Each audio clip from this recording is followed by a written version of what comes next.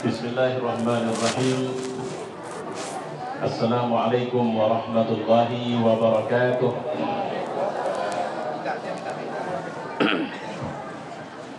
Alhamdulillahi rabbil alamin. Wassalatu wassalamu ala asyrafil anbiya'i wal mursalin wa ala alihi wa sahbihi ajma'in. Qala Allah fil Qur'an, a'udzu billahi as-sami'il 'alim minasy syaithanir rajim. Bismillahirrahmanirrahim. Laqad kana lakum fi Rasulillahi uswatun hasanah liman kana yarjullaha wal yawmal akhir wa dzakarallaha katsira. Sebenarnya pada Muhammad Rasulullah itu ada teladan yang baik. Sesungguhnya pada Muhammad itu ada teladan yang baik. Pada Rasulullah itu ada teladan yang baik. Tapi tidak semua kita bisa menjadikannya sebagai teladan. Karena siapa orang yang bisa menjadikan Muhammad SAW sebagai teladan? Liman, kalau bahasa Quran. Liman, siapa? Kana yarjullah. Mereka yang harapan hidupnya, mereka yang tujuan hidupnya, mereka yang fokus hidupnya, mereka yang obsesinya dalam hidup adalah Allah. Wal yawmal akhir. Mereka yang faham, tahu, sadar bahwa apapun yang dia lakukan dalam kehidupan dunia ini itu akan ada dampak di akhirat. Kalau pakai bahasa Nabi, fasna ma syi'ta, sukamu, buat apa yang kau mau. Tapi nanti satu hari kelak kau akan ditanya, dan akibat dari pertanyaan itu atau perbuatan yang kau lakukan itu akan memberi dampak di akhirat, surga atau neraka. Siapa yang menjadikan Muhammad sebagai teladan adalah mereka yang yakin bahwa dunia ini tidak selamanya.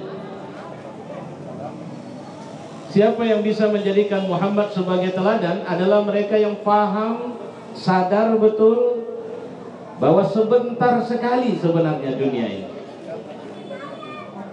Adalah mereka yang sadar betul apapun posisi dalam hidup, berapa banyak pun kekayaan dikumpulkan, itu tidak segala-galanya, bahkan itu bisa menyusahkan dalam kehidupan akhirat kita. Wa dzakarallaha katsira. Kalau bahasa Qur'annya wa dzakarallaha katsira, dan mereka ingat Allah sebanyak-banyaknya. Kalau saya memahamkannya begini, dan mereka adalah orang yang sadar betul bahwa apa dan siapapun mereka itu adalah budaknya Allah dalam hidup. Ketika dia naik mobil, subhanalladzi sakhkhara lana hadza. Aku sebenarnya nggak punya kemampuan apapun sih, tapi ketika Allah berkehendak, dia bisa jadi kendaraan bagiku. Kemanapun kita pergi, kita diingatkan kepada Allah. Kita makan, kita baca bismillah. Kita selesai makan, kita ucap alhamdulillah. Kita pergi tidur, kita bilang bismika Allahumma ahya wa bismika amut. Kita bangun tidur, kita akan bilang alhamdulillahilladzi ahyana. Bahkan ketika kita berhubungan suami istri, kita disuruh ingat Allah lagi. Jannibna ya Allah wa jannibis syaitan ma razaqtana. Lindungi kami ya Allah dan jauhkan setan, jangan buat dia bisa mengintervensi apa yang kau jadikan rezeki sama kami. Luar biasa. Doa-doa ini sekaligus menyadarkan kita bahwa jika kau tidak ingat dan tidak percaya kepada Allah, maka kau akan kelelahan dalam hidupmu. Ketika saya sudah melakukan sebuah pekerjaan, saya akan tawakkaltu 'ala Allah. Saya tawakal. Saya masuk masjid, kemarin saya turun, saya lupa di mana. Dari mobil saya ada kunci dari stang ke rem saya taruh. Teman saya bilang, loh kenapa dikunci lagi? Saya bilang, ini tawakal itu. Kenapa? Karena yang punya mobil ini, saya kan cuma pinjam pakai dari Allah. Yang punya mobil itu bilang sama saya, jangan kau biarkan parkir sembarangan. Pakai kunci, segala kunci yang kalau kau masuk masjid, hatimu sudah nyaman. Habis itu urusanku. Jangan belum apa-apa kau suruh aku jadi tukang jaga mobilmu, kau suruh aku jadi tukang parkir. Lantas kau masuk masjid, hilang, kau salahkan aku. Kau bilang aku sudah tawakal, padahal aku bilang mau tawakal nggak begini caranya. Ini mohon maaf saya diluankan mentadaburi ayat ini. Tadi pagi saya ada kuliah subuh, saya ngajarin orang bersabar. Saya bilang sabar itu pada ketika kita menghadapi ketetapan takdir, jangan pernah memberontak dan menyalahkan Allah.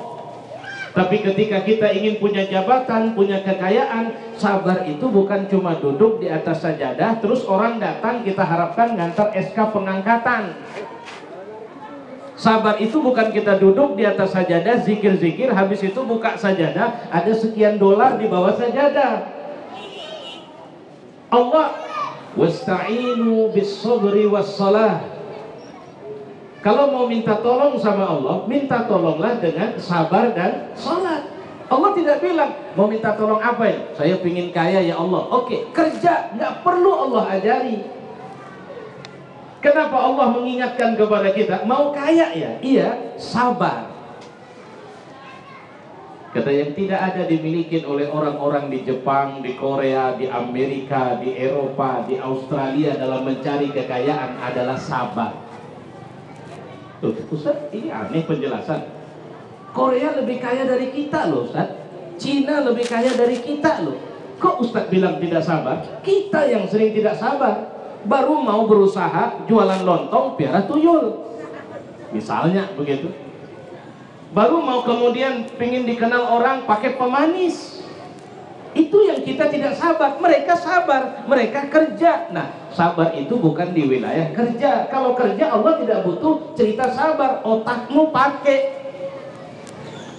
Kalau begitu mereka itu otak dipakai tapi sabarnya nggak ada. Kita otak nggak dipakai, sabar juga tidak ada. Apa yang dimaksud otak nggak dipakai? Kita pengen cepat. Bagaimana cara saya sering mengatakan, ini nanti pelan kita bicara di belakang ini. Ada orang ingin mendapatkan peluang besar dalam hidup. Saya sering ambil contoh, saya tamat SMA, anak saya juara. Saya kuliahkan juara. Terus mau masuk jadi pegawai negeri. Yang diterima 3, yang daftar 9.457 orang. Ada 3 cara bisa masuk. Cara pertama, kalau bisa nyetor 100, aman dia itu 1 kursi. 100 apa Pak? 100 enggak, 100 juta. Oh saya ada duit Pak, nah, udah antum setor aja, saya nanti yang terima. Tapi jangan langsung bawa ya. Kenapa? Enggak apa-apa lah, sekarang juga nggak ada masalah. Kenapa? KPK juga sedang sibuk urusan sendiri kok. Saya nggak ada duit Pak. Oke, kalau nggak ada duit, telepon kepala kantor. Kepala kantor saya nggak kenal Pak. Ya udah, kalau gitu ambil sajadah, minta tolong sama Tuhan. Kira-kira 3 cara ini mana yang paling kita yakini pasti berhasil? Kayaknya kalau Tuhan urusan nanti waktu udah pasrah kali lah. Kita sering baru pakai Allah itu belakangan. Karena Allah nggak bisa diajak kompromi urusan yang satu ini. Dan ini persoalan wa dzakarallaha katsira. Mohon maaf saya mendahulukan agak sedikit panjang. Salam hormat saya kepada Bayi Kamal selaku, ya kalau saya bilang pemimpin dari orang-orang Muslim India Selatan ini. Insya Allah Allah beri keberkahan. Karena mimpin orang itu susah. Ini orang Muslim lagi yang harus beliau pimpin. Tidak hanya sekedar ngumpulin, tapi harus bisa membuat ini aktual, berdaya, dikenal, dirasakan pengaruhnya sama orang banyak. Dan semua pengurus panitia yang sudah susah payah untuk membuat acara ini, Wali Kota Medan, alhamdulillah yang diwakili oleh Sekda, dan saya mohon maaf Pak tadi Dandim sama Kapolres ya Pak yang mewakili, alhamdulillah. Insya Allah, dan semua tokoh-tokoh masyarakat yang hadir. Saya Abdul Latif Khan. Saya pikir kalau Muslim India sudah kenal saya, tapi update anak saja yang mungkin. Kalau tapi masih sama lah, anak saya masih 9 orang jumlahnya. Ya, masih ada rencana nambah. Karena saya tadi duduk di situ, saya baca Umar bin Abdul Aziz itu anaknya 11. Itu presiden itu. Kenapa dia punya anak? Dan anak yang 11 itu luar biasa ya, bukan anak-anak biasa. Sering saya katakan kita sekarang sudah takut punya anak banyak. Kenapa takut? Karena kita dipaksa tidak percaya sama Allah lagi.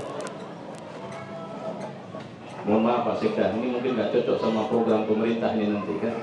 Kenapa? Karena saya sering mengatakan bahwa bohong itu, kalau anak banyak itu tidak bisa berbuat banyak, bohong itu.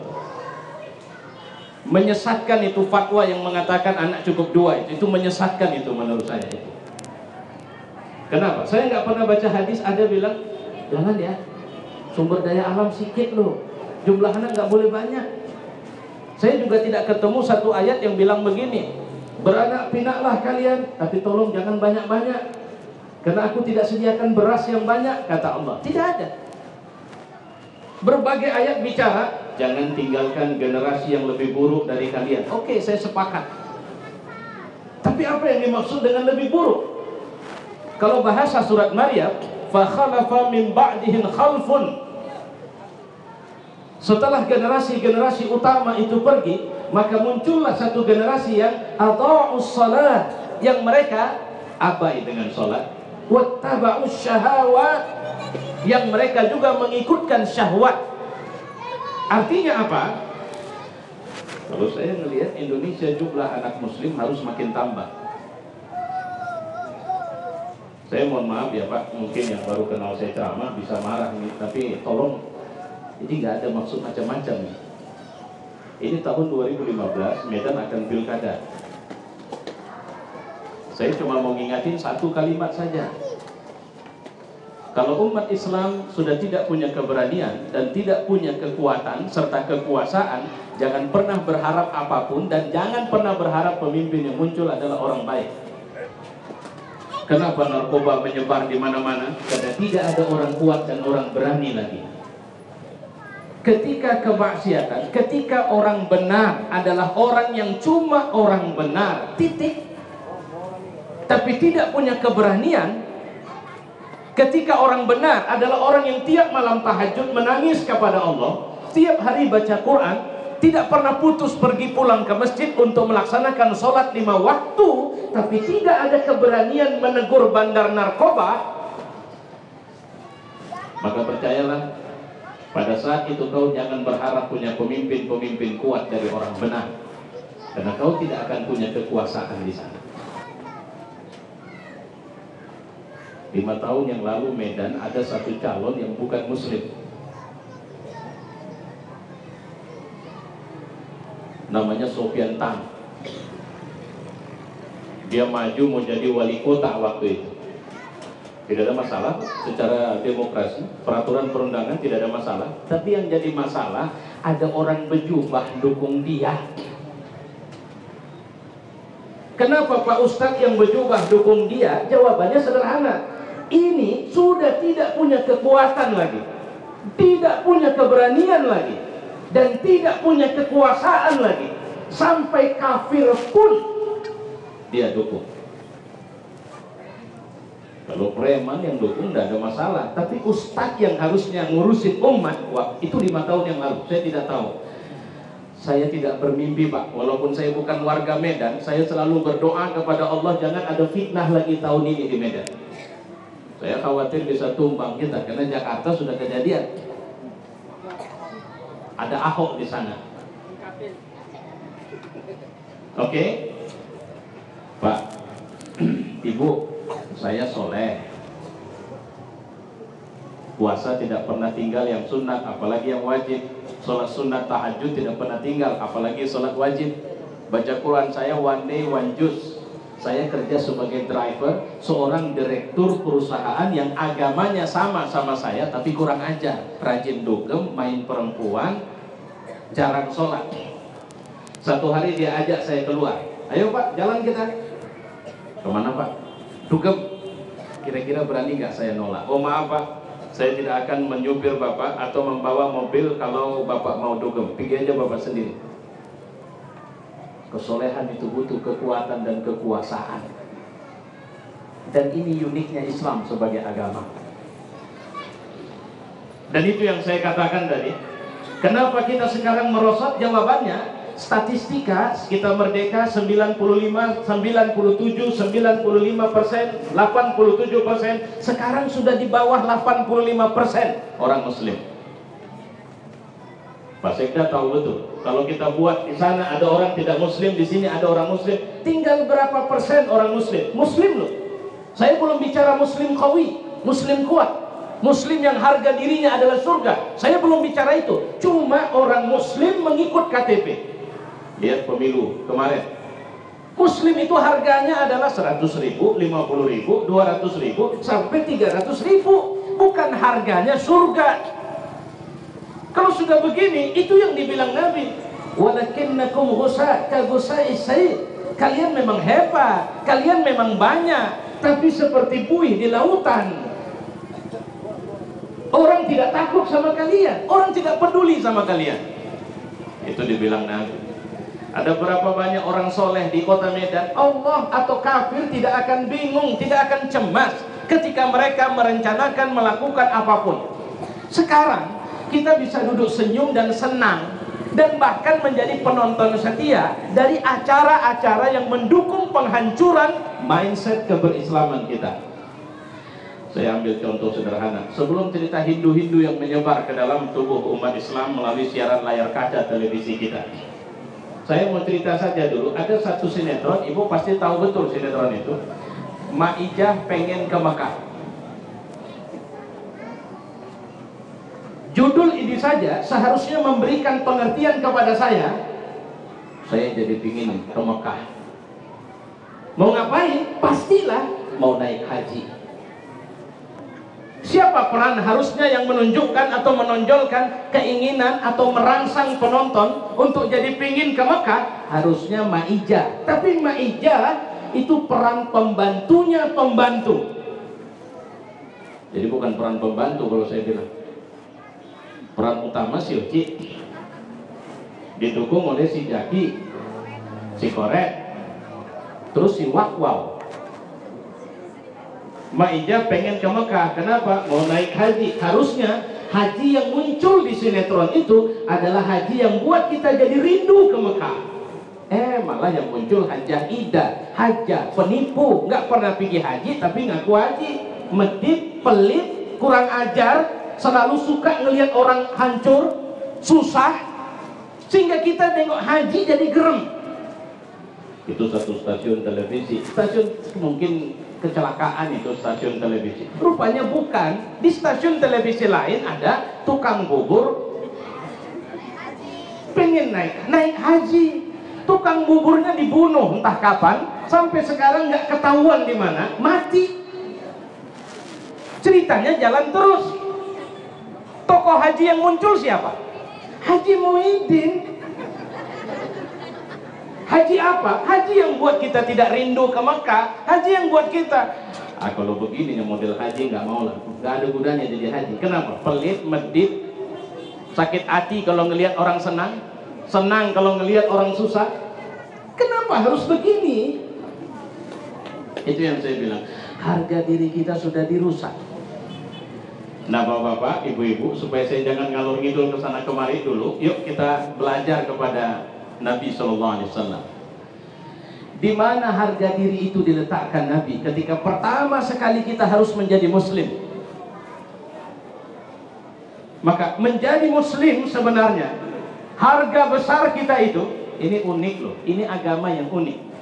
Semakin kita merendah ke bumi dan semakin kita berbisik di sana, suara kita akan semakin jelas kedengaran di langit. Bisa paham maksud saya, ibu?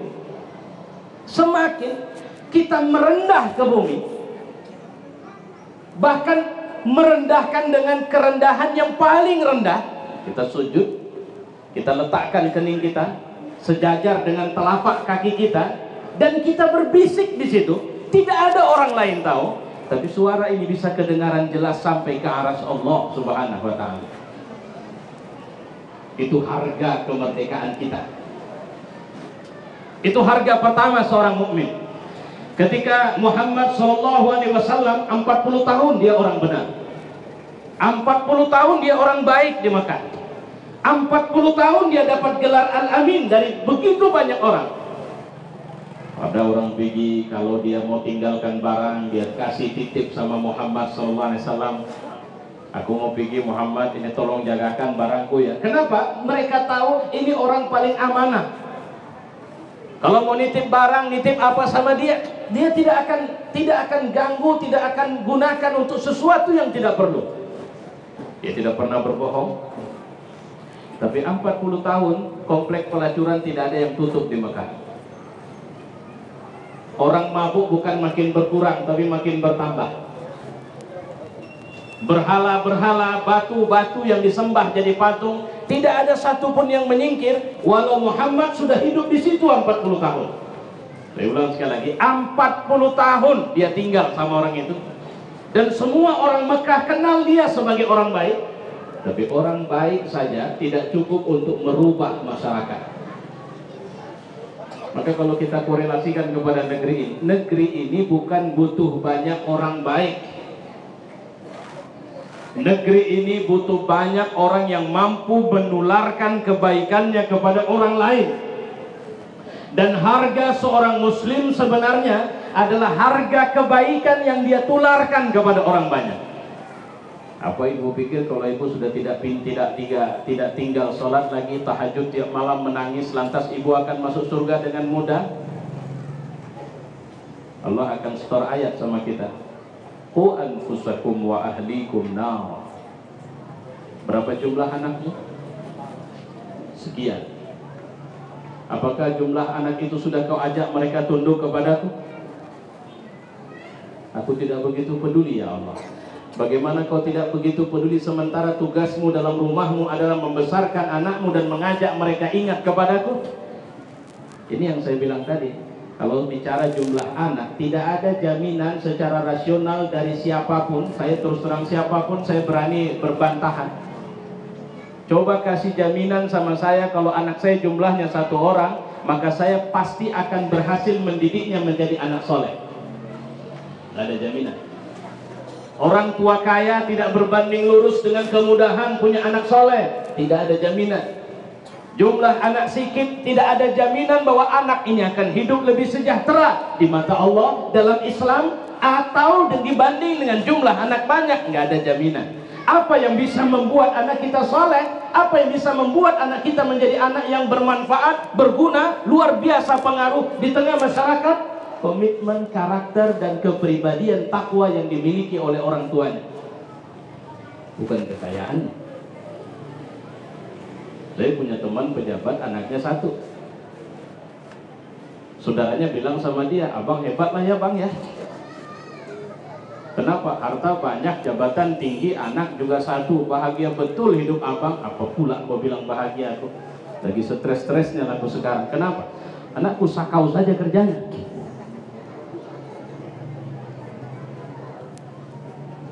Jadi, bukankah sebenarnya itu yang dicari? Ini yang kemudian diingatkan oleh Nabi. Ini yang membuat, maaf saya bicara agak sedikit kasar, gilanya itu Bilal bin Rabah. Padahal sudah ditawari merdeka. Bilal, nih kemerdekaan untukmu. Keluar kau dari agama Muhammad. Kalau pakai bahasa kita, nehila. Saya tidak mau. Walaupun saya cuma bisa bilang nedinya aja saya. Ya. Dari waktu ceramah yang lalu saya minta diajari bahasa Urdu, gak ada yang nawarin nama saya. Kalau ada nawarin saya mau privat, saya bilang gak bisa. Kenapa? Apa rupanya yang ada dalam benak Bilal bin Rabah? Apa Muhammad sudah bilang sama dia, nanti kalau aku sudah jadi presiden Bilal, kau akan kuangkat jadi salah satu gubernur, kau akan kuangkat jadi menteri? Gak ada. Bagaimana dia menjanjikan jabatan sama orang, sementara SK pengangkatan kenabian di dalam tidak didetail. Mobil dinas ini berapa gaji per bulan sekian ini, rumah dinasmu di sana ya Muhammad. Tidak ada. Bahkan siapa yang bilang bahwa Nabi Muhammad, dia kan Nabi, kesana kemari dia berdakwah, dia tidak sulit dong. Kenapa? Dia pasti akan dibela Allah. tidak akan masalah. Kalau nanti dia jalan ke sana dan ada orang mau nyakiti dia, Allah turun kirim malaikat. Tidak begitu. Qul innama ana basyarum mislukum. Itu bahasa Quran. Bilang sama mereka, aku sama seperti kalian. Gak ada bedanya. Ketika aku menginginkan sesuatu, aku harus kerja. Ketika dakwah ini harus sukses, siapa bilang kerjaan Nabi cuma duduk di madrasahnya? Semacam tuan guru yang umat berdatangan satu-satu, tuan guru saya kena sakit ini tolong diobatin. Oke, bacain obat, nah udah kau siram saja ke kepalamu ini sembuh. Tuan guru saya susah melahirkan istri saya, oke dibacakan ayat ini kasih minum sama istrimu. Bukan itu kerja Nabi. Dia ketuk pintu orang, tidak sekali dua dia diludahin orang. Pernah dia sholat dilempar dengan kotoran unta. Dia pergi ke Taif, dia dilempar batu, berdarah tubuhnya. Artinya ini Nabi loh, untuk berdakwah Tuhan tidak buat, mohon maaf saya pimpinan-pimpinan, kepala-kepala negara, kepala daerah apa semua kalau jalan, jarang itu jalan sendirian, guide-nya ikut terus. Oke lah Nabi, malaikat ikut, tapi siapa bilang lantas begitu Nabi dilempar batu, malaikat ngelakkan batunya? Tidak, keningnya berdarah, lututnya berdarah, bahkan bersimbah darah tubuhnya. Aisyah radhiyallahu pernah bertanya kepadanya, apa perilaku umatmu yang paling menyakitkan, yang kau rasakan ya Rasulullah? Itu waktu di Taif itu. Baik-baik aku datangi satu-satu wajah Islam. Dipanggil mereka anak-anak, disuruh neriakin aku, bilang aku ini gila.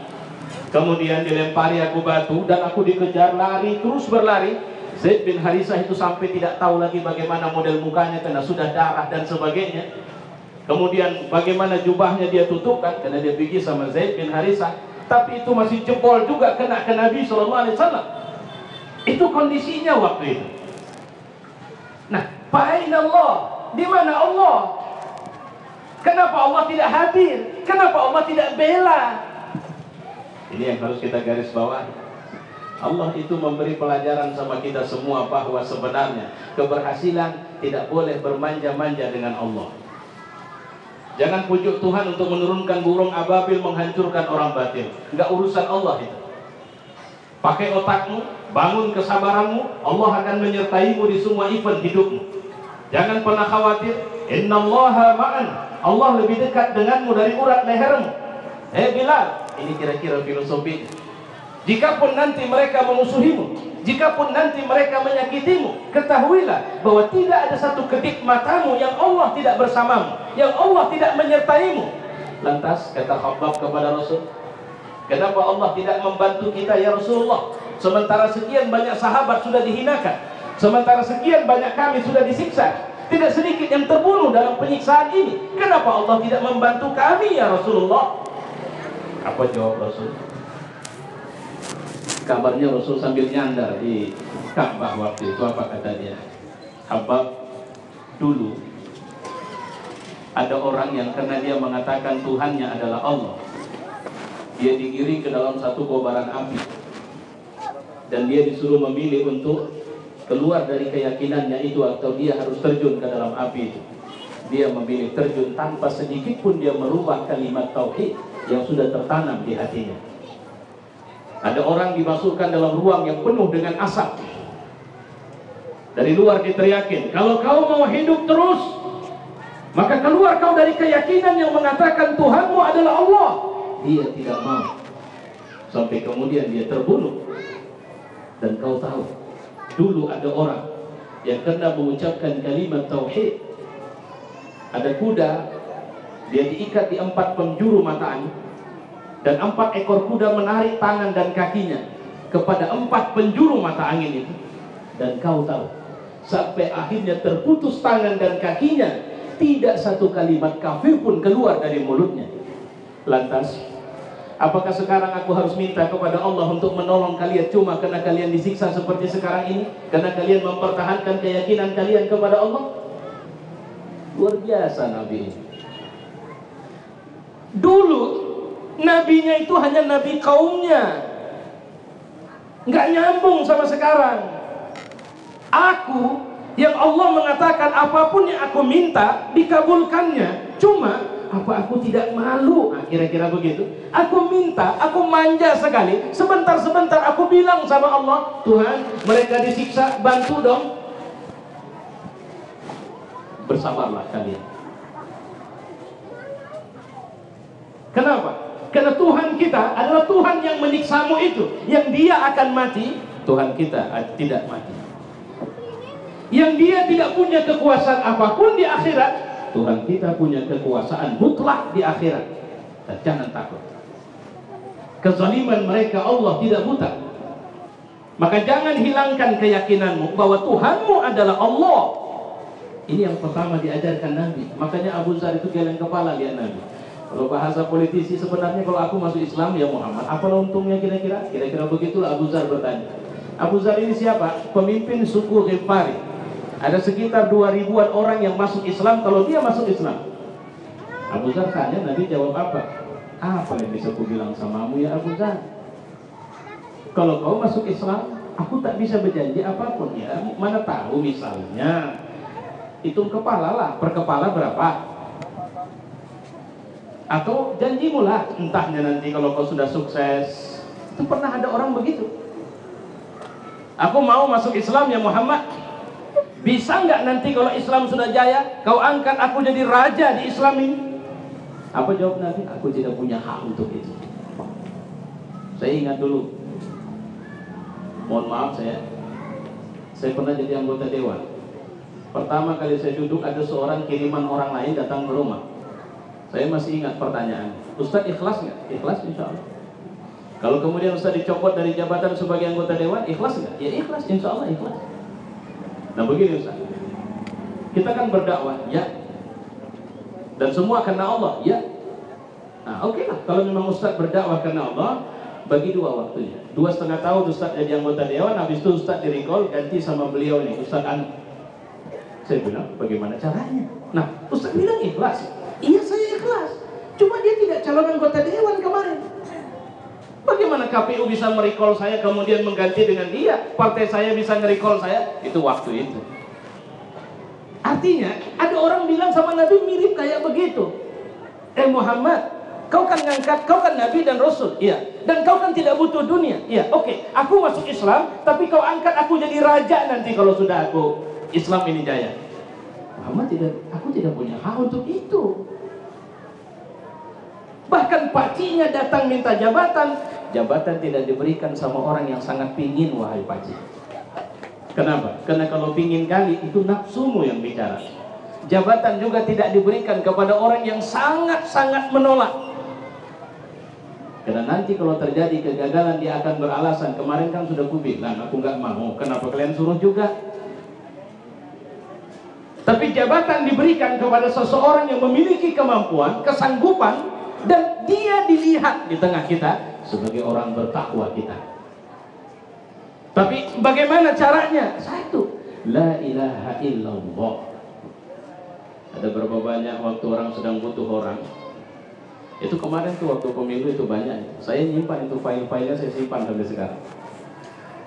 Waktu dia masih calon anggota dewan, rajin ke masjid. Tengoknya masjid sedang bangun, nyumbang keramik. Udah dipasang hasil pemilu, suara dia jeblok. Terakhir dia datang balik bawa tukang kikis keramik itu yang sudah dia pasang itu. Kenapa? Kelewat. Ada yang ngasih genset diminta pulang. Ada yang sudah ngasih amplop didatangi lagi pintu ke pintu. Ibu terima duit dari siapa kemarin ya? Mari duitnya sini. Kenapa? Nggak milih sayanya ibu. Makanya ketika sebelum orang sering kali bicara ikhlas jangan lihat dari apa kata mulut. Ikhlas itu bukan kerja mulut, dia kerja hati. Makanya syahadat tauhid dia harus diikrar, tapi datang dari dalam hati. Hati yang bagaimana? Hati yang sudah meyakini. Apa yang diyakini? Allah lah pemilik semesta raya. Allah lah yang mengatur denyut jantung saya. Allah lah yang menentukan kehidupan dan kematian saya. Allah lah yang bisa memberi mudarat dan manfaat terhadap makhluk. Allah lah yang menurunkan hujan. Allah lah yang mempergilirkan siang dengan malam. Allah yang mengatur batas antara lautan dengan daratan. Tadi pagi lepas kuliah subuh saya melihat matahari masih sangat memerah seperti telur yang kuning itu. Dari kejauhan sambil jalan saya menatap terus karena mengarah dari arah situ. Maka saya bilang sama istri saya yang kebetulan ikut, saya bilang sama dia apa? Luar biasa. Jika ini tambahan dari saya, jika jarak matahari itu bergeser 1 mili saja ke arah bumi, selesai kita di sini. Siapa yang mengatur itu? Allah. Saya minum, saya makan, siapa yang mengatur jadi darah, jadi daging? Siapa yang mengatur dia jadi rambut? Siapa yang mengatur dia jadi kulit? Itu Allah semua yang atur. Ya Allah. Ibu tahu kemarin longsor Banjarnegara, Bapak? Dari sekian banyak yang tertimbun, ada satu anak muda yang 8 jam tertimbun, tapi selamat. Dari mana dia bisa selamat? Apa dia punya ilmu kebal? Atau dia belajar ke guru-guru di gunung-gunung berapi sehingga akhirnya dia bisa tidak mati walau sudah tertimbun 8 jam? Dia cuma cerita 2 hal saja. Ketika diwawancarai oleh salah satu stasiun televisi swasta, apa kata dia? Selama berada dalam timbunan tanah itu ada 2 hal yang aku lakukan. Kira-kira begitulah. Yang pertama, aku tawakal kepada Allah. Apa itu tawakal? Tawakal seperti yang saya bilang tadi. Tawakal itu adalah kerja yang kalau kita sudah tidak tahu lagi mau buat apa, minta tolong sama Allah. Itu tawakal. Kalau kita dagang, kita mau laris dagangannya, belajar ilmu berdagang. Tapi Pak Ustadz, yang jualan ini rame, jangan takut. Kalau yang itu nanti Allah yang atur. Di sini jual mie goreng, di sini jual mie goreng, di sini jual mie goreng, di sini jual mie goreng, di sini jual mie goreng, di sini jual mie goreng, yang rasanya rata-rata sama, dan kita sudah mengeluarkan kemampuan, cita rasa yang kita buat, sistem pelayanan yang kita sudah buat, ternyata tidak bisa mengalahkan orang kita, sampai bingung, apalagi cara, tidak tahu. Nah, itu tawakal. Apa tawakal anak muda tadi? Tangannya tidak berhenti bergerak mencari cara untuk bisa keluar dari timbunan tanah itu. Tapi apa yang bisa membuat dia keluar dari timbunan tanah itu? Mulutnya tidak berhenti minta ampun kepada Allah Subhanahu wa ta'ala. Astaghfirullahaladzim, astaghfirullahaladzim. Tidak ada kalimat lain sepanjang 8 jam itu yang aku ucapkan kecuali aku mohon ampun kepada Allah. Allah, kalau ada bajingan nyuri kereta terus ditendang, jatuh, ditampar, berdarah, jatuh, tidak berdaya, lantas kemudian dia meletakkan tangannya seperti ini, atau dia sujud sambil menangis sejadi-jadinya, bilang sama bapak, tolonglah Pak, mohon maaf saya Pak, udah Pak, tobat saya, tidak akan lagi saya jadi maling Pak, jangan bunuh saya Pak, udah bakar aja, nih bensinnya, tolong Pak, jangan bakar saya Pak, karena saya belum mau mati sekarang. Apakah perasaan kemanusiaan kita tidak hidup? Pasti akan muncul. Ada orang yang sudah layak dihajab Allah, tapi dia terus mengatakan, aku minta ampun Tuhan, aku minta ampun Tuhan, aku minta ampun Tuhan, tolong Tuhan, aku minta ampun. Apa kita pikir bahwa Tuhan tidak punya rasa sayang yang jauh melampaui rasa sayang yang kita miliki? Itulah kenapa di saat kita sedang dalam kondisi paling sulit, istighfarlah kepada Allah. Banyak cerita tentang itu. Ada seorang ulama, ini mohon maaf, agar saya panjangin cerita istighfarnya ini. Ada seorang tukang roti, suatu malam dia mau pulang ke rumah, tapi sebelum pulang dia singgah sholat isya di masjid. Habis itu dia keluar. Pada saat dia sedang mengemas-ngemas tempat roti dia untuk dibawa pulang, dia melihat ada pertengkaran kayaknya, tapi sepertinya juga tidak, antara seseorang dengan nazir masjid. Dia perhatikan dari jauh, rupanya isinya, Pak, tolonglah Pak, saya udah kemalaman Pak. Enggak Pak, Bapak nggak boleh malam ini nginap di sini. Iya Pak, tapi saya nggak punya saudara di sini Pak. Nggak boleh. Tadi udah ada keputusan, malam ini masjid tidak boleh ada orang nginap. Tapi Pak, saya nggak tahu, saya di teras nggak bisa, di teras pun nggak bisa, atau di halaman ya Pak, nggak boleh Pak, mohon maaf kami tahu Bapak orang baik dan memang selama ini nginapnya di masjid, cuma malam ini nggak boleh. Orang ini sedih, dengan lesu dia turun keluar, si tukang roti ini lantas bilang apa? Kenapa Pak? Enggak, saya biasanya kalau sudah kemalaman saya nginap di masjid ini, tapi malam ini saya nggak tahu kenapa nggak dikasih. Oh, jadi Bapak bukan orang sini? Iya. Kalau cuma mau nginap, ayo kalau Bapak mau di rumah saya. Oh bener? Iya, ayo. Ikut ke rumahnya, saya ringkas cerita, kasih makan, kemudian dihidangnya makan, diajaknya cerita sebentar, habis itu silahkan Bapak kalau mau tidur di sini, karena saya harus masih ngadon roti saya lagi. Sampai subuh, orang yang nginap ini melihat ada sesuatu yang aneh. Apa ya? Mulut orang ini kalau tidak sedang ngomong sama orang lain, terus mengeluarkan lantunan istighfar. Astagfirullahaladzim wa atubu ilaih. Astagfirullahaladzim wa atubu. Terus sampai setelah sholat subuh, orang yang nginap ini nanya sama orangnya, Pak boleh nanya? Ya. Saya lihat dari kemarin Bapak itu punya kebiasaan istighfar luar biasa.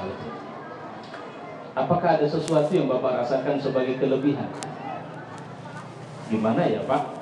Kalau dibilang kelebihan, alhamdulillah saya selalu berdoa kepada Allah dan kayaknya doa saya nggak ada yang belum dikabulkan Allah. Jadi kalau saya berdoa selalu terkabul. Oh, ada satu belum dikabulkan. Apa itu? Ya tapi saya tahu diri lah Pak. Bapak pun lihat tiap hari kerjaan saya ini, jadi saya nggak pernah bisa kemana-mana. Saya pingin kali mengundang Imam Ahmad bin Hanbal untuk nginap di rumah saya, makan roti buatan saya, dan tidur di rumah saya. Orang yang nanya ini langsung nangis sejadi-jadinya. Loh, kenapa Bapak nangis? Patutlah tadi malam saya dilarang nginap di masjid itu. Maksudnya? Kau kan pengen jumpa Ahmad bin Hanbal? Ya, akulah Ahmad bin Hanbal. Luar biasa. Siapa Ahmad bin Hanbal? Salah satu dari 4 imam mazhab. Wajar dong sebagai rakyat, sebagai umat, saya pingin sekali ustadz paling terkenal nginap di rumah saya. Tapi apa daya saya? Tadi saya ngisi satu ceramah pagi tadi, ada seminar apa ya, Quranic inspiring Quran. Jadi saya bilang begini, ada contoh, saya bilang, ibu, kalau ibu sudah daftar haji, terus ketengok berangkatnya tahun 2047, umur ibu sudah 79, kira-kira secara logis bisa berangkat nggak? Kayaknya rada impossible Tuhan. Maaf Ustaz. Oke, kalau rada impossible, itu menurut siapa impossible? Menurutku. Terus kalau kau tanyakan sama petugas haji, impossible nggak?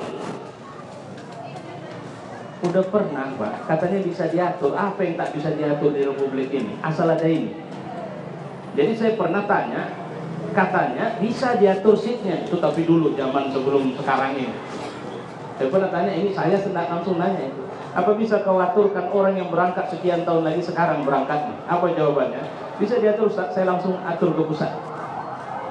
Cuma agak mahal. Loh, agak mahal ya? Iya. Lantas saya mau tanya, haji diundang siapa? Siapa yang mengundang kita berangkat haji tahun ini? Allah. Ada orang yang sudah ikut, ya, tahun ini pasti berangkat, sudah buat acara pemberangkatan, sudah pakai baju ihram karena dia gelombang kedua, karena harus langsung masuk Mekah. Tapi apa yang terjadi? Nggak sampai Mekah, Allah tidak izin, nggak ada dalam daftar. Ada orang yang sampai jelang pemberangkatan belum masuk daftar. Tahun kemarin ada teman saya, 2 minggu sebelum berangkat belum ada berita dia mau berangkat, karena memang dia tidak punya rencana, belum ada rencana, belum nabung, belum daftar. Tapi Allah catat bahwa dia adalah salah satu jemaah. Allah panggil. Caranya ya tergantung. Kalau dia Gubernur Sumatera Utara memberikan hadiah keberangkatan haji untuknya dengan seat yang memang sudah disediakan untuknya, maka kalau cuma mau berangkat, pujuk Allah, jangan pujuk petugas. Kita mau dapat sesuatu dari Allah, yang kita datangin kayu besar. Kalau orang sakit yang nyembuhkan siapa? Yang nyembuhkan Allah. Dukun bisa nyembuhkan nggak? Tapi kenapa tidak sedikit orang pergi ke dukun? Bahkan ada orang yang jual doa. Saya pernah lihat, ngapain pakai perantara? Masa perantaranya dukun lagi?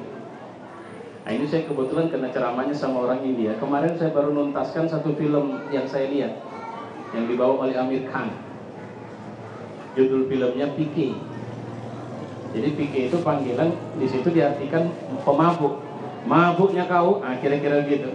Apa yang dikerjakan dia? Dia datang dari planet lain.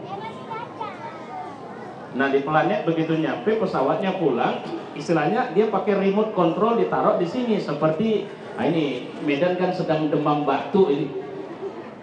Nah, batu ini dicuri orang, lantas dia cari kemana-mana. Orang bilang nggak akan ada yang bisa dapat kecuali Tuhan yang bisa ngasih tahu. Lantas dia tanya, kasih tahu di mana Tuhan? Terakhir dicarinya Tuhan kemana-mana. Dicarinya ke Islam, dicarinya ke Jain, dicarinya ke Sikh, dicarinya ke Hindu, dicarinya ke Kristen. Terakhir dia bilang apa? Aneh, masa awak suruh jumpain Tuhan harus berguling-guling dulu? Masa harus jumpain Tuhan harus begini, harus begitu? Kurasa dari semua Tuhan ini ada yang palsu ini. Nah kira-kira film itu bagus. Filsafat bagaimana manusia mencari Tuhan. Walaupun akhirnya ketika dia bilang ada wrong number ini. Masa saya berdoa, saya datangin seorang petinggi Hindu, saya berdoa kepada minta dia supaya dia bilang sama Tuhan, doakan supaya Tuhan bilang anakku sembuh. Lantas si petinggi Hindu bilang, oke, kau akan diberi kesembuhan, tapi pergi dulu kau ke Gunung Himalaya, nanti jalan kau sekian ratus meter, ada satu kuil, berdoalah di sana, karena Tuhan sudah menunggumu di sana. Kalau kau bisa bicara sama Tuhan, kenapa aku harus ke Himalaya? Kata dia, kenapa aku tidak minta tolong kau panggilkan Tuhan sekarang dan suruh dia sembuhkan anakku? Allah sudah bilang sama kita, nggak usah jauh-jauh, aku lebih dekat dari urat leher kalian, kata Allah. Bilang sama aku semua yang kalian mau, aku akan kabulkan. Tapi jangan atur program jadwal pengabulan sesuai dengan maumu, karena itu urusanku. Anak saya sampai sekarang belum saya kasih, minta PlayStation. Saya bilang, HP saja sudah menyita waktunya, apalagi saya tambah dengan PlayStation. Akhirnya apa yang saya bilang sama dia? Oke, Buya kasih PlayStation, tapi baca Quran satu hari minimal 5 juz. Karena keinginannya luar biasa, dia coba tembus 1 kali, tapi hanya 1 hari saja. Habis itu dia gagal sampai sekarang. Baca Al-Quran 1 hari 5 juz, dalam 1 bulan PlayStation dibelikan. Saya tahu dia tidak bisa. Dan pertanyaannya, apa saya memang tidak mau kasih? Tidak, saya mau kasih. Tapi saya tidak mau kasih sekarang. Ada berapa banyak permintaan kita sama Allah yang sebenarnya Allah pun memang mau kali ngasihnya, tapi dia tahu kali siapa kita. Apa yang dimintanya? Ini, oke, udah, kasih. Tapi jangan kasih sekarang, simpankan aja dulu. Nanti ku tengok kalau cocok baru kau kasihkan sama dia. Seorang ibu berdoa kepada Allah, ya Tuhan, aku ingin anakku si Anu jadi hafiz Quran. Tak terkabul doanya sampai dia wafat. Pada saat dia wafat, anaknya usianya 60 tahun. Begitu ibunya meninggal, si anak baru mulai menghafal Quran di usia 60 tahun. Dan dia sudah jadi hafiz. Orang tanya, kenapa kakek bisa baca Quran menghafal di usia 60, padahal banyak orang sudah tidak bisa? Apa jawaban dia? Doa makku. Allah kabulkan setelah kematiannya. Apa yang Allah kasih dari doa itu? Pada saat dia menghafal, maka mengalirlah pahala. Semua hafalan itu mengalirlah pahala. Kesulitannya dalam menghafal, mengalirlah pahala. Allah memberikan di saat yang cocok. Itu yang diingatkan Nabi sama kita. Jangan kalian buru dunia, karena tidak ada dari dunia yang bisa membuat kalian senang. Total tidak. Allah itu kaya, kaya kali. Sudah, jangan harapkan dunia. Tapi siapa bilang umat Islam tidak boleh kaya?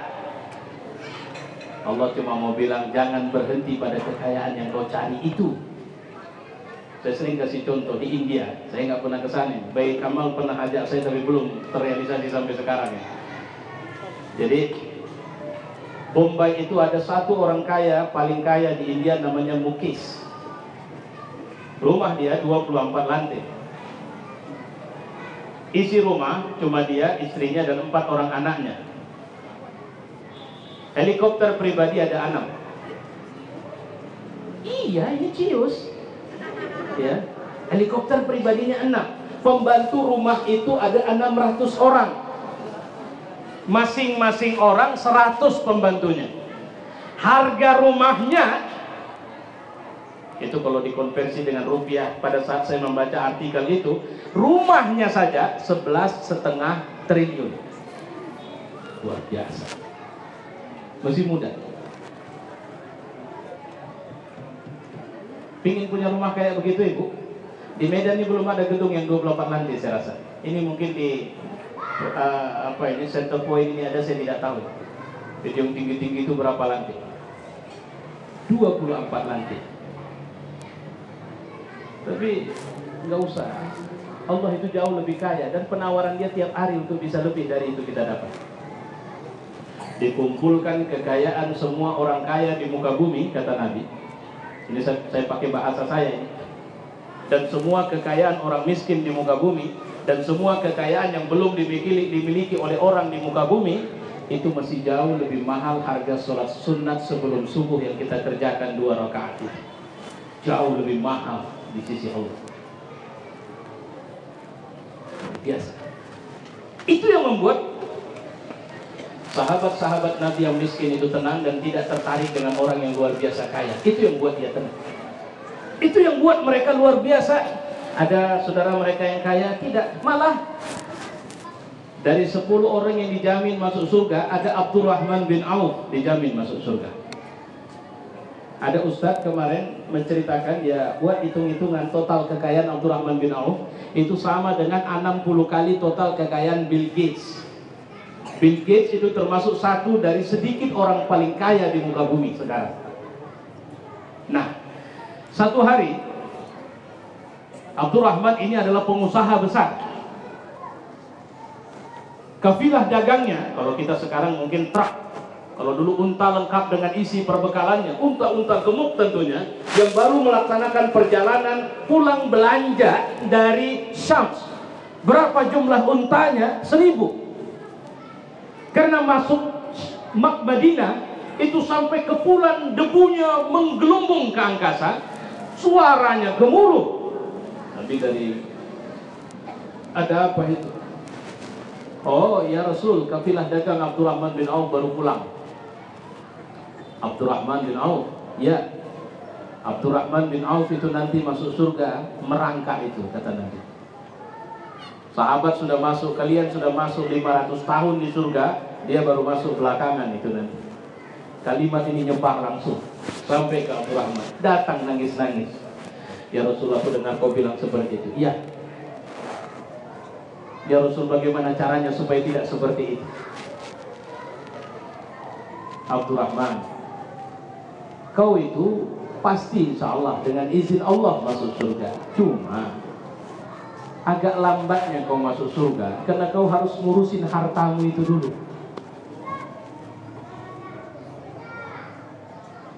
Itu peci kau beli di mana, kapan? Kapan, di mana, pakai duit kayak mana? Terus dipakai enggak? Itu telepon yang harga 5 juta belinya pakai duit kayak mana itu? Halal, alhamdulillah halal. Terus dipakai. Enggak sempat ya Allah. Kenapa? Keburu meninggal. Karena niatnya beli untuk hari raya aja. Pas malam hari raya saya meninggal. Jadi kenapa kau beli? Udah berapa lama belinya? Setahun sebelumnya. Berat kali. Makanya sebenarnya makin banyak orang punya harta, orang mukmin tidak akan iri sama orang seperti itu. Kenapa? Dia akan disusahkan oleh hartanya, walaupun akhirnya dia masuk surga. Tidak usah cerita harta. Di seberang jalan sana agak ke sana, itu kalau itu pengadilan. Kalau kejaksaan memBAP orang, polisi memBAP, satunya cuma maling selopnya dia, tapi BAP-nya setinggi ini Pak. Misalnya, itu berita acara pemeriksaan, itu masih polisi. Ada berapa banyak orang yang sudah diperiksa oleh jaksa, diperiksa oleh polisi, pening, stres, mabuk, darah rendah, kumat, segala penyakit, langsung bawa rumah sakit. Cuma satu kasus dalam hidupnya. Coba bayangkan pemeriksaan Allah Subhanahu wa taala nanti. Wa may ya'mal misqala dzarratin khairan yarah wa may ya'mal misqala dzarratin syarran yarah. Nanti kalau kalian melakukan satu amal, satu misqal saja pun, sebesar zarrah saja pun, kalian akan lihat hasilnya. Tidak ada, alaysallahu bi ahkamil hakimin. Bukankah Allah hakim yang seadil-adilnya? Dia tidak ada kebutuhan sama kalian. Dia cuma tidak mau kalian masuk neraka, maka dia jelimet periksa kalian. Ya Allah, tidak ada tempat yang kita bisa teringat, tidak teringat orang lain kecuali salah satunya adalah saat kita ditanya oleh Allah nanti. Berapa lama kau jadi pejabat waktu itu? Sekian lama ya Allah. Apa yang kau buat? Terus jam kerjamu dari jam berapa ke jam berapa? Terus biasanya kau pulang jam berapa? Terus ada berapa banyak kekayaan yang kau ambil tidak atas izinku? Terus ya Allah, kalau bisa mati mungkin sekian kali itu orang yang diperiksa akan mati, tapi tidak ada kematian di sana. Saya tidak melakukan, gak usah kau bilang tidak lakukan, kau baca ini. Tapi ya Allah, jangan kau bilang tapi. Kaki, bicaralah bahwa kau telah melakukan, membawa dia ke sana. Iya benar Tuhan, aku memang melaksanakan langkah itu ke sana.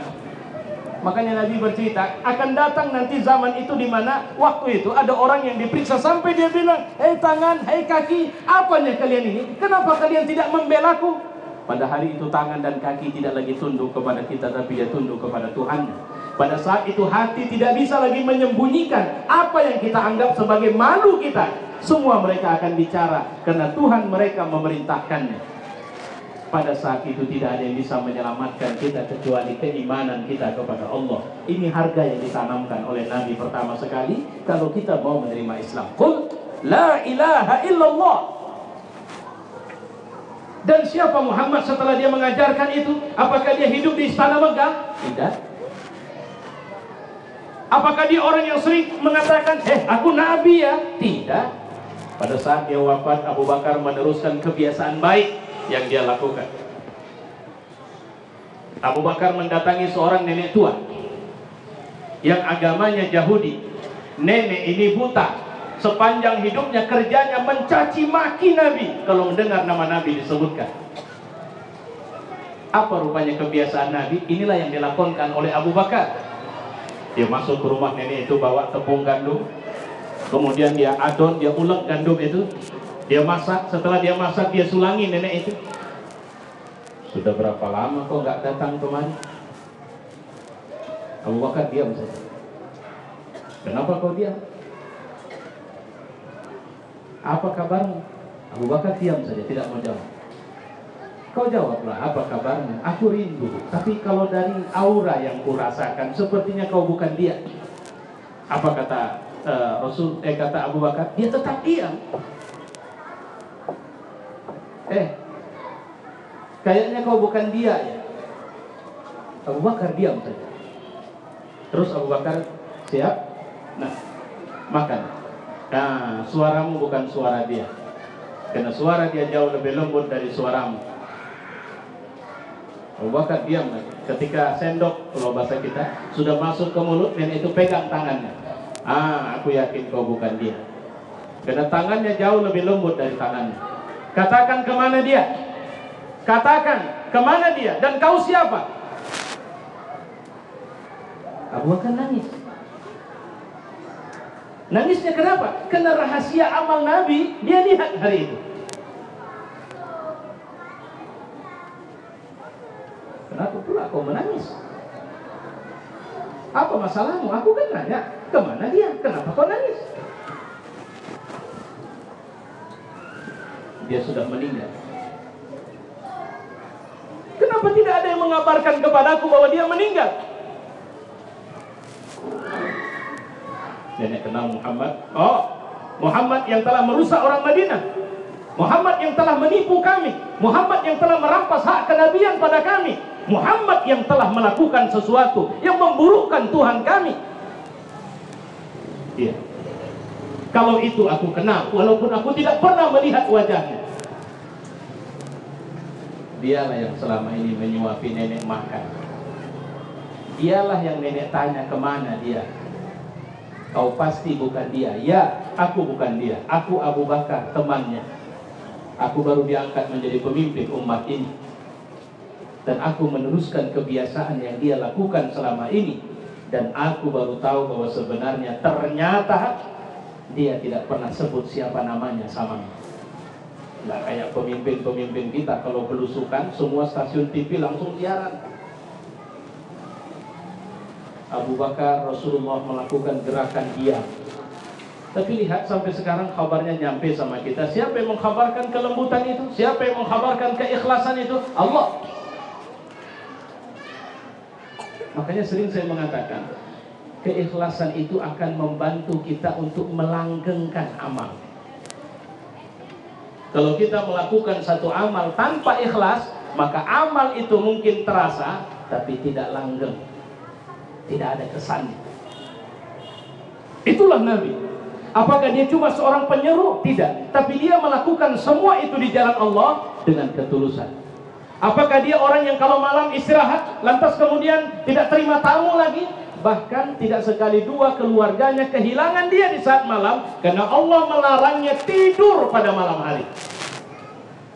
Kau utusanku, tugasmu adalah menyampaikan Islam kepada semua orang, dan kau harus lapor sama aku. Qiyamul Lail itu wajib sama Rasulullah Sallallahu Alaihi Wasallam.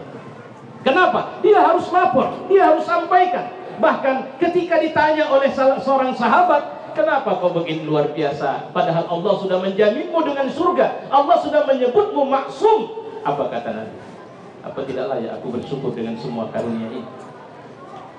Apa lantas setelah Allah bilang aku orang baik, lantas aku berpuas diri dan kemudian berhenti dari semua kebaikan itu? Nah, ini yang hilang dari kita. Allah telah menetapkan harga kita Muslim adalah surga. Allah sudah bilang bahwa tidak ada agama selain Islam yang diterimanya. Allah sudah tetapkan bahwa agama selain Islam itu neraka. Tapi bisakah kita menunjukkan harga kita bahwa kita adalah penganut agama surga ini? Bisakah kita menunjukkan karakter kita pada waktu kita kerja? Sering terjadi, kalau di masjid orang sholat, itu wajar. Maling saja, maling sendal jepit, itu ke masjid, sholat dulu dia. Dan tidak ada orang sholat sambil jadi maling. Tidak ada. Maka sering saya mengatakan, Bapak, Ibu, sejelek apapun kita, ini mungkin sudah berulang, jangan tinggalkan sholat itu. Sebrengsek apapun. Apa beda bandar narkoba kafir sama bandar narkoba muslim? Bandar narkoba muslim, sholatnya nggak pernah tinggal. Apa beda pelacur kafir sama pelacur muslim? Pelacur kafir sholat nggak boleh tinggal. Jadi kasarnya waktu dia mau melacur, pasien sudah masuk, azan isya, dia harus bilang, Mas saya sholat dulu ya Mas. Habis sholat baru. Loh, siapa bilang kalau jadi pelacur seorang muslimah, lantas dia boleh berhenti sholat? Jangankan jadi pelacur, sakit parah saja tidak boleh berhenti sholat. Masa cuma jadi pelacur berhenti sholat? Tapi Pak Ustadz kan enggak, apanya yang enggak benar? Syarat minimal kita menjadi muslim, ya sholat. Setelah kita syahadat. Puasa boleh enggak? Zakat boleh enggak? Haji boleh enggak? Kapan sholat yang boleh enggak? Kalau dia pemabuk, dia tidak boleh sholat. Siapa bilang? Kalau dia pelacur, dia harus berhenti sholat. Siapa bilang? Kalau dia maling, dia harus berhenti sholat. Siapa yang bilang? Allah menyuruh kita sholat di semua keadaan kita. Di saat kita paling dekat dengan Allah imannya, atau kita paling jauh, selama kita ngaku muslim, tidak boleh tidak sholat. Walaupun sholatnya sebrengsek apapun. Walaupun sholatnya baru takbir, kita tengok balik udah sujud ya. Walaupun sholat subuhnya jam 9 pagi, kena bangun kesiangan. Tapi saya sebenarnya bukan bangun kesiangan Pak Ustaz. Ini dengarnya azan, cuma payah bangun. Oh ya udah nggak masalah, payah bangun. Tapi kalau jam 9 apa diterima Allah? Itu urusanmu dengan Allah. Tapi yang pasti itu sholat yang paling brengsek yang pernah dilakukan seorang hamba. Cuma karena dia masih sholat, nanti di akhirat awwalu ma yuhasibu alaihi al-'abdu yaumal qiyamah as-shalah. In saluhat saluhat amalu kullu wa in fasadat fasadat amalu kullu. Bukan jika dia mengerjakan maka baiklah sholat, jika tidak mengerjakan maka buruklah amal yang lain. Enggak. Tapi jika baik sholatnya akan mempengaruhi amalnya yang lain. Jika buruk sholatnya akan mempengaruhi amalnya yang lain. Tapi saya udah kurang ajar kali Pak Ustaz. Kenapa? Duit haram semua, pekerjaan saya haram semua, tapi muslim? Ya. Lantas apa yang buat kau beda sama kafir kalau kau tidak sholat? Mal farqu bainal muslim wal kafir illa bitarkis salah. Beda muslim sama kafir itu ninggalin sholat. Ini yang harus kita pahami. Tapi jangan pikir bapak kalau pelacur sholat lantas gak masuk neraka. Ya masuk neraka lah. Namanya juga pelacur, ya masuk neraka. Karena semua, kenapa masuk neraka? Orang mukmin masuk neraka itu tujuannya kayak cuci dandang, cuci kuali itu. Tergantung seberapa karat kuali itu. Banyak maksiatnya, lama di neraka, tapi pasti masuk surga. Kenapa? Karena misqala zarratin minal iman, dia masih punya. Sedikit-dikitnya beriman kepada aku. Terus terang Pak, walaupun aku kurang ajar begini Pak, tapi kedukun aku nggak mau Pak. Nah, ini peluang masuk surga masih ada ini. Aku terus terang Pak Ustadz ya, aku memang pelacur, orang banyak tahu aku pelacur kelas tinggi. Tapi yang namanya sholat Pak Ustadz, 5 waktu aku kerjakan. Aku nangis minta ampun sama Allah. Tapi yang namanya kerjaanku masih haram. Aku tahu itu. Saya ada dapat cuplikan WD Mukhtar sama Roma Irama. Roma Irama mau menceramahin WD Mukhtar karena minum minuman keras. Tapi apa kata WD Mukhtar? Jangan kau ceramahin aku, karena kerjaan kau yang jual ayat, bukan aku. Dari mana Bapak bilang saya jual ayat? Kau kan baca ayat pada saat kau menyanyi. Ini buktinya. Astagfirullah Pak, yang namanya menyanyikan boleh. Apa pula kau bilang boleh? Memang boleh. Tapi Bapak kan menghalalkan yang haram. Sampai kiamat pun, kata WD Mukhtar, yang namanya minuman keras samaku itu haram hukumnya. Supaya kau tahu, bukan ku halalkan ini. Jangan kira-kira kalau aku minum lantas kau bilang ku halalkan. Aku tahu ini dosa dan aku tidak pernah bilang ini halal. Kau memang kau menyanyi boleh, tapi berapa pintu setan kau buka gara-gara kau menyanyi? Orang berkumpul laki-laki, perempuan berjoget, kau buat nanti minuman keras. Kemudian orang bisa ngepil sambil dengar nyanyi kau. Kau pakai ayat di atas, tapi kau rusak orang di bawah. Siap, jangan sok suci kau, kata WD Mukhtar. Akhirnya yang ceramah si pemabuk ketimbang si ustaz. Makanya Masya Allah dalam dakwah Islam Nabi mengingatkan satu hal. Setelah kita meyakini Allah, selanjutnya jangan merasa benar sendiri. Kalau ada ketua, terus Bapak marah, itu memang itu khatamallahu ala qulubihim, itu sudah. Jangan Pak, udah pernah Bapak singgahin mereka. Assalamualaikum Pak, yuk saya minta 5 menit. Karena orang kalau jualan kan 1 menit aja Pak. Nggak bisa, saya sibuk. Oke, 10 detik. Nggak sempat. Oke, Bapak lihat aja wajah saya. Cukup itu Pak. Nanti Bapak ingat lagi kalau saya datang ya. Selesai. Yang penting dakwah nyampe. Datang lagi. Bisa ada waktu 2 menit Pak? Bisa. Saya cuma mau menyampaikan satu hal sama Bapak. Allah ternyata sayang betul sama orang kayak Bapak. Sayang apa kau bilang pula aku mabuk begini kau bilang sayang? Kau ngejek aku ya? Tidak. Allah sediakan keampunan khusus. Saya coba mau ngabarin itu Pak. Pernah nggak kita datangi mereka? Kita kadang-kadang mau datangin, ini kesalahan besar kita selalu. Kita sering datangin ke detua sambil bawa parang atau sambil bawa bensin. Padahal nggak perlu ibu, parang simpan aja di rumah, bensin masukkan saja ke mobil, ke tempatnya itu. Nggak usah bakar warung tua. Jadi kalau ada warung tua di kampung kita, samalah.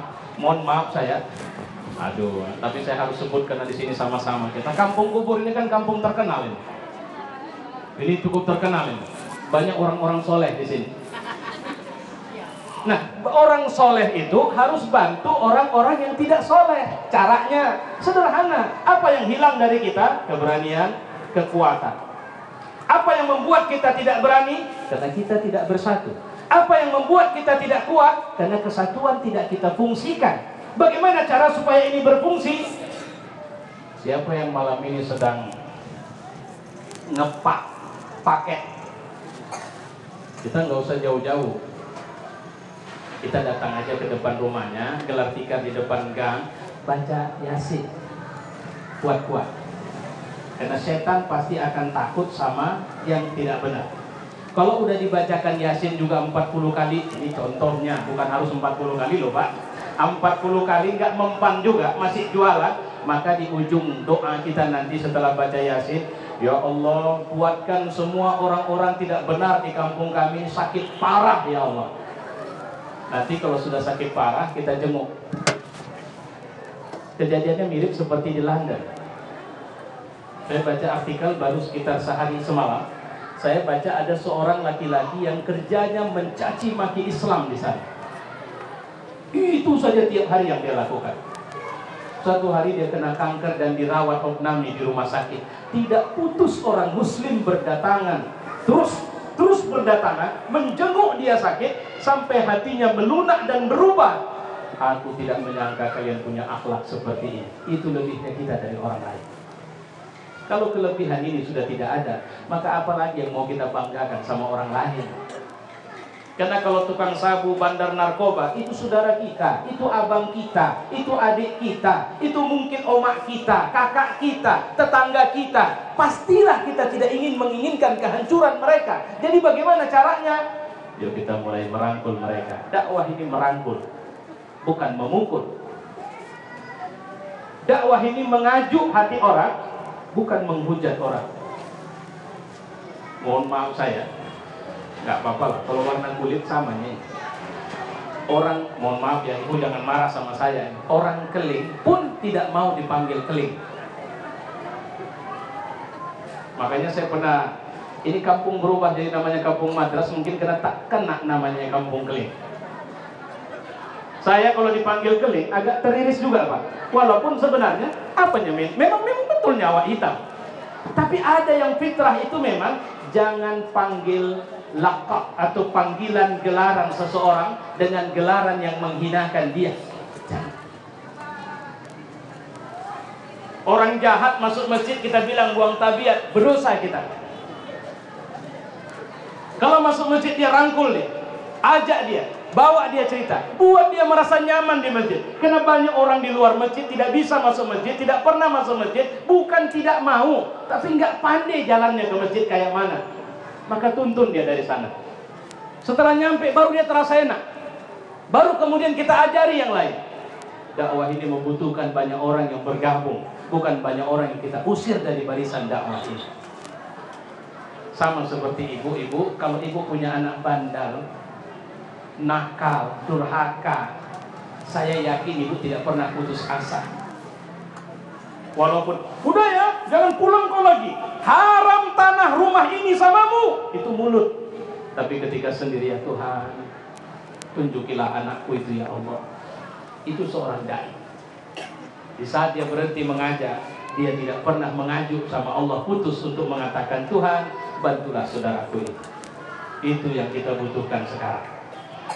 Saya pikir ini bapak-bapak, ibu-ibu, mohon maaf saya atas penyampaian saya yang mungkin ngalur ngidul dari sejak awal tadi memberikan tausiah ini, karena sudah cukup panjang yang saya sampaikan. Walaupun sebenarnya saya ingin bicara lebih panjang, tapi saya dipaksa oleh satu keluarga hari ini. Saya bilang dipaksa ya, untuk memberi tausiah lepas sholat asar di rumah mereka. Kemarin saya bilang tak bisa, saya ada ngisi ceramah di, tolonglah Ustaz, kalau nggak bisa zuhur asar. Terakhir sampai dibilang, kami udah masak dalca, kami sudah masak roti Ustaz, kami sudah masak ini, itu khusus untuk Ustaz datang. Tadi saya bilangnya berdosa lah pula saya kalau saya bilang tidak. Ini serius ini Pak. Tadi telepon balik, udah siap semua yang kami siapkan untuk Ustaz. Jadi saya mohon maaf, insya Allah dari sini saya langsung berangkat ke tempat lain. Pak Sekda, Baik Kamal dan semua kita, mudah-mudahan Allah memberi keberkahan kepada kita. Dan yakinlah bahwa dengan izin Allah satu hari kelak kita tidak akan menjadi penghuni neraka setelah kita menyatakan ketundukan kita kepada Allah. Dan yakinlah bahwa jika ada penghuni surga, kitalah orangnya. dengan izin Allah Subhanahu wa taala. Wassalamualaikum warahmatullahi wabarakatuh.